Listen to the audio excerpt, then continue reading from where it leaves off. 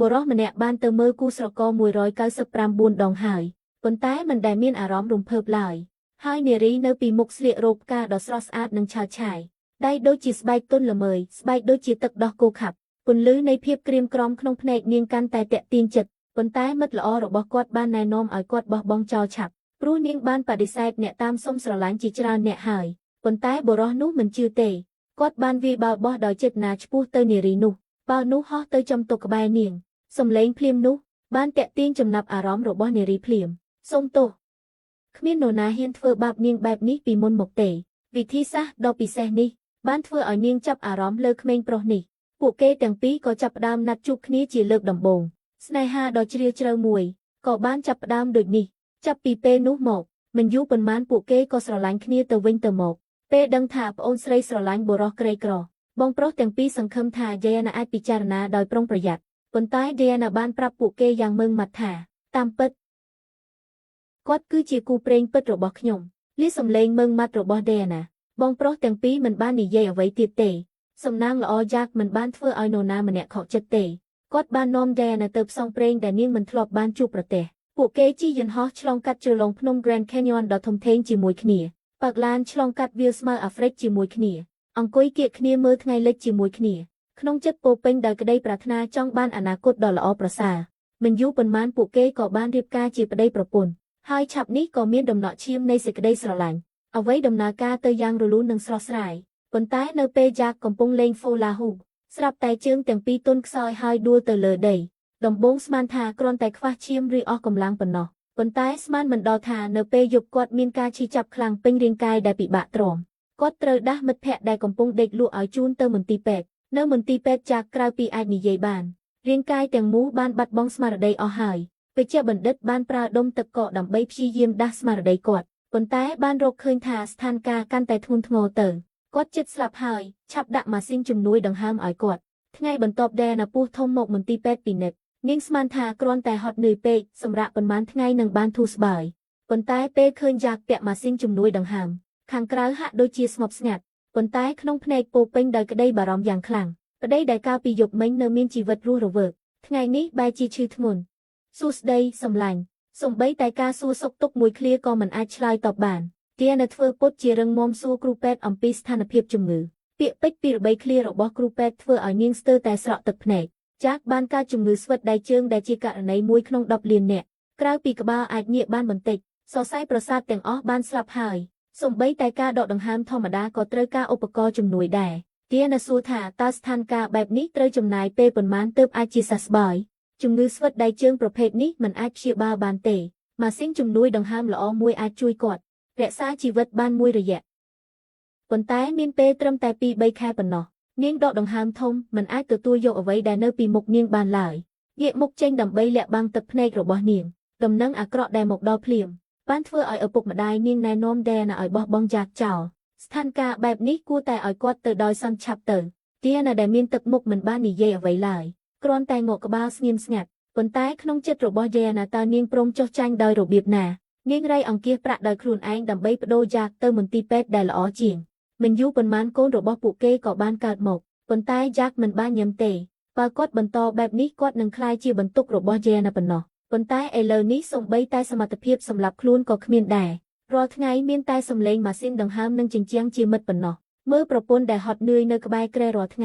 យ៉ាកស្ដីបន្ទោសដែរនៅជាលើកដំបូងហេតុអ្វីបានជាអ្នកមកលេងខ្ញុំរហូតតាមពិតខ្ញុំក៏មិនដឹងដែរពេលនេះខ្ញុំគ្រាន់តែជាមនុស្សឥតប្រយោជន៍ម្នាក់អ្នកទុកឲ្យខ្ញុំនៅមន្ទីរពេទ្យតែម្នាក់ឯងស្លាប់តាមយថាកម្មទៅខ្ញុំស្រឡាញ់អ្ន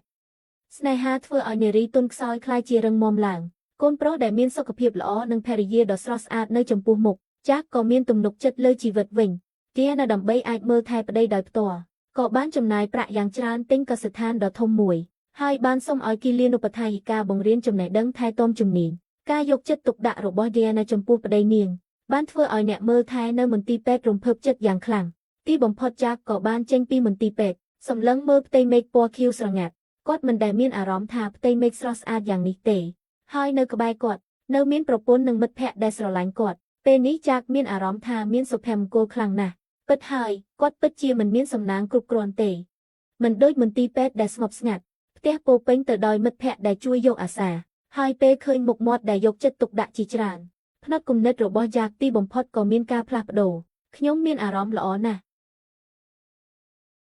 ការផ្ទេរបានជោគជ័យគ្រប់គ្នាបានដកដង្ហើមធូរស្រាលយ៉ាកក៏ចាប់ផ្ដើមមើលមុខកូនប្រុសរបស់ខ្លួនជាលើកដំបូងគេនៅក្មេងខ្ចីហើយគួរឲ្យស្រឡាញ់ណាស់សួស្ដី Jonathan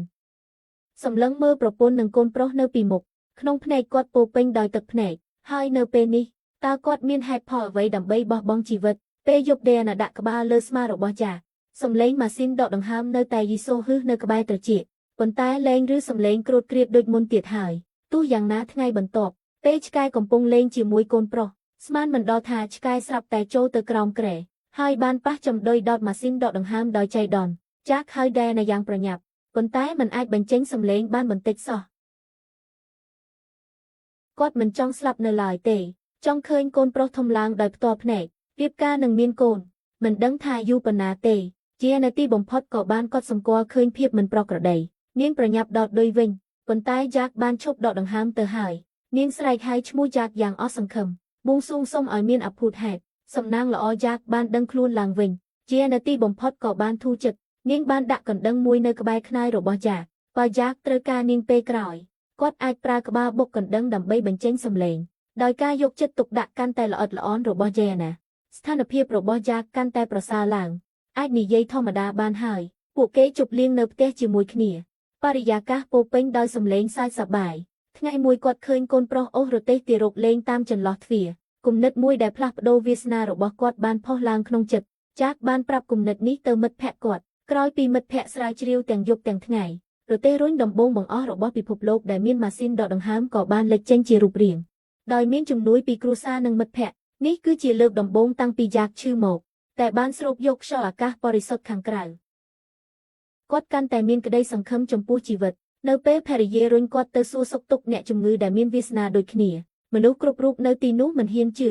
នៅទិដ្ឋភាពនៅចំពោះមុខពួកគេអ្នកជំងឺដទៃទៀតក៏មានក្តីសង្ឃឹមចំពោះជីវិតឡើងវិញដែរពេលវេលាហូរទៅដោយស្ងៀមស្ងាត់ដោយមិនដឹងខ្លួនយ៉ាកដែលត្រូវបានវិនិច្ឆ័យដោយជំងឺថាមានពេលវេលាតែ2-3ខែប៉ុណ្ណោះឥឡូវនេះយ៉ាកបានឆ្លងផុត5ឆ្នាំដោយសុវត្ថិភាពរហូតដល់ថ្ងៃនេះពាក្យមួយឃ្លារបស់កូនប្រុសបានបំបែកជីវិតដ៏សុខសាន្តកូនប្រុសបានរកឃើញអាល់ប៊ុមរូបថតរបស់ Diana ដែលទុកចោល5ឆ្នាំខាងក្នុងកត់ត្រានៅអនុស្សាវរីយ៍ដ៏ស្រស់ស្អាតបំផុតរបស់ពួកគេ Diana ក៏មិនអាចហាមចិត្តបានហើយបានរៀបរាប់ពីរឿងរ៉ាវអតីតកាលបន្តិចម្ដងឲ្យកូនប្រុសស្ដាប់ពួកអ្នកពិតជាសំណាងណាស់ប៉ាតើពេលណាយើងអាចទៅអាហ្វ្រិកបាន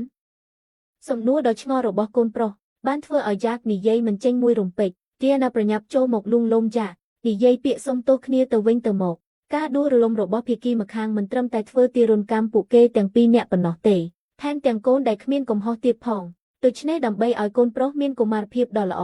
ពួកគេជ្រើសរើសផ្សងព្រេងម្ដងទៀតយ៉ាកបានឲ្យមិត្តភក្តិកែច្នៃកៅអីអ្នកដំណើរខាងមុខសម្រាប់ប្រទេសរុញម្ដាយបើកឡានយ៉ាកអង្គុយនៅក្បែរកូនប្រុសទៅជាមួយគ្រួសារមួយក៏ចាប់ផ្ដើមដំណើរកម្សាន្តសម្លឹងមើលទេសភាពដែលធ្លាប់ស្គាល់នៅខាងក្រៅបង្អួចយ៉ាកមានអារម្មណ៍រំភើបយ៉ាងខ្លាំងក្នុងចិត្តហាក់ដូចជានឹកឃើញដល់ពេលវេលាផ្អែមល្ហែមជាមួយDianaនៅទីនេះចាប់ពីពេលនោះមកពួកគេបានធ្វើដំណើរទៅគ្រប់តំបន់នៃពិភពលោកស្រូបយកភាពរីករាយនៃធម្មជាតិអាកប្បកិរិយាសុទិដ្ឋនិយមចំពោះជីវិតរបស់ពួកគេបានជាឥទ្ធិពលដល់មនុស្សកាន់តែច្រើនដោយមិនដឹងខ្លួនប៉ុន្តែការពិតតែងតែមិនសមតាមបំណងដោយសារតែផ្លូវលំបាកម៉ាស៊ីនដកដង្ហើមបានជួបបញ្ហាដោយសាររំញ័រខ្លាំងសំណាងល្អពួកគេមានម៉ាស៊ីនដកដង្ហើមដោយដៃអាចរងចាំជំនួយនៅនឹងកន្លែងអ្នកដំណើរដែលឆ្លងកាត់បានដឹងពីរឿងរ៉ាវរបស់យ៉ាកគ្រប់គ្នាបានមកជុំវិញលើកទឹកចិត្តគាត់សូម្បីតែដល់ពេលយប់ក៏មិនចាក់ចេញដែរអង្គុយជុំវិញភ្លើងជំរុំច្រៀងរាំលេងភាពកក់ក្ដៅរបស់មនុស្សជាតិជាថ្មីម្ដងទៀតបានព្យាបាលព្រលឹងរបស់យ៉ាកគាត់កាន់តែមានអារម្មណ៍ថាការរស់នៅគឺជារឿងដ៏អស្ចារ្យប៉ុណ្ណាបន្ទាប់ពីឆ្លងកាត់ការលំបាករាប់មិនអស់យ៉ាកនិងDianaពោពេញដោយទំនុកចិត្តចំពោះអនាគតទន្ទឹមនឹងនេះពួកគេក៏សង្ឃឹមថាមនុស្សកាន់តែច្រើនអាចចេញពីបន្ទុកអ្នកជំងឺដូចគាត់ដោយមានជំនួយពីមិត្តភក្តិពួកគេបានរកឃើញម្ចាស់រោងចក្រផលិតរទេះរុញហើយបានធ្វើឲ្យប្រសើរឡើងនិងធ្វើឲ្យរទេះរុញកាន់តែល្អឥតខ្ចោះក្រោមការវិនិយោគពីអ្នកមានទ្រព្យម្នាក់អ្នកជំងឺដែលមានវាសនាដូចគ្នាកាន់តែច្រើនឡើងបានដើរចេញពីបន្ទប់អ្នកជំងឺដ៏ត្រជាក់ខណៈដែលអ្វីហាក់ដូចជាស្ងប់ស្ងាត់គ្រោះថ្នាក់ចៃដន្យរបស់យ៉ាកបានកើតឡើងដោយសារការប្រើម៉ាស៊ីនដកដង្ហើមអស់រយៈពេលជាច្រើនឆ្នាំបានធ្វើឲ្យសួតរបស់គាត់ខ្សោយខ្លាំងសូម្បីតែស្នាមរបួសបន្តិចបន្តួចក៏អាចបណ្ដាលឲ្យសួតហូរឈាមខ្លាំងដែរ ហើយអាចស្លាប់ដោយសារឈាមរបស់ខ្លួនឯងជាក់ស្ដែងពេលវេលារបស់យ៉ាកពិតជាមានតិចតួចណាស់ដំណឹងអាក្រក់នេះធ្វើឲ្យយ៉ែនៅធ្លាក់ក្នុងភាពអស់សង្ឃឹមម្ដងទៀតកូនប្រុសបានដាក់ពេងតែចុះហើយអបម្ដាយថ្នម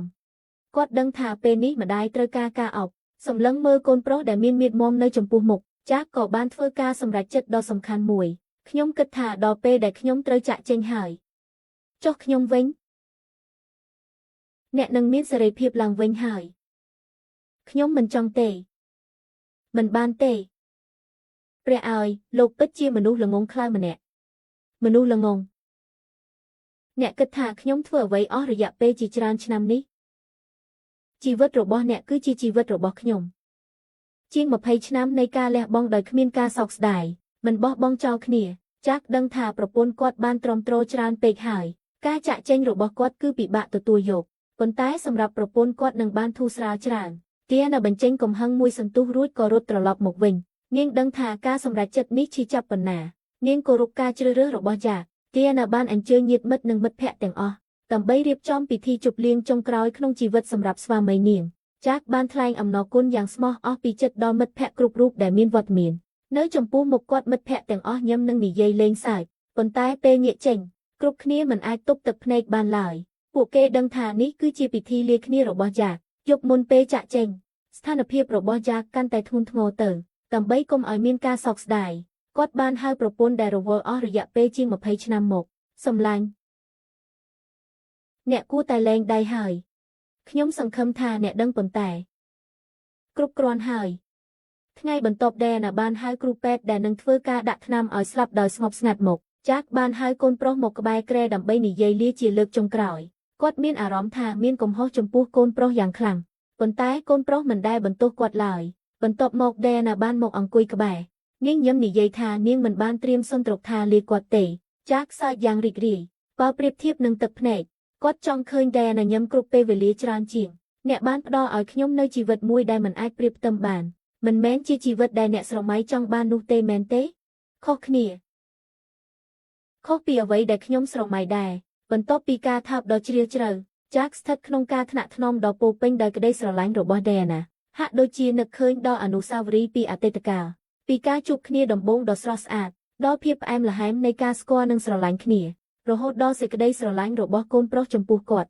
បានលាចាកលោកដោយស្ងប់ស្ងាត់ក្នុងការស្កប់ស្កល់ហើយការចងចាំរបស់ដេណាបានត្រឡប់ទៅល្ងាចដ៏ស្រស់ស្អាតនោះវិញទោះបីជាពេលនោះពួកគេទាំងពីរគ្មានសម្បត្តិស្បង់នឹងសមុទ្រក៏ដោយប៉ុន្តែបេះដូងទាំងពីរបានចងភ្ជាប់គ្នាយ៉ាងរឹងមាំ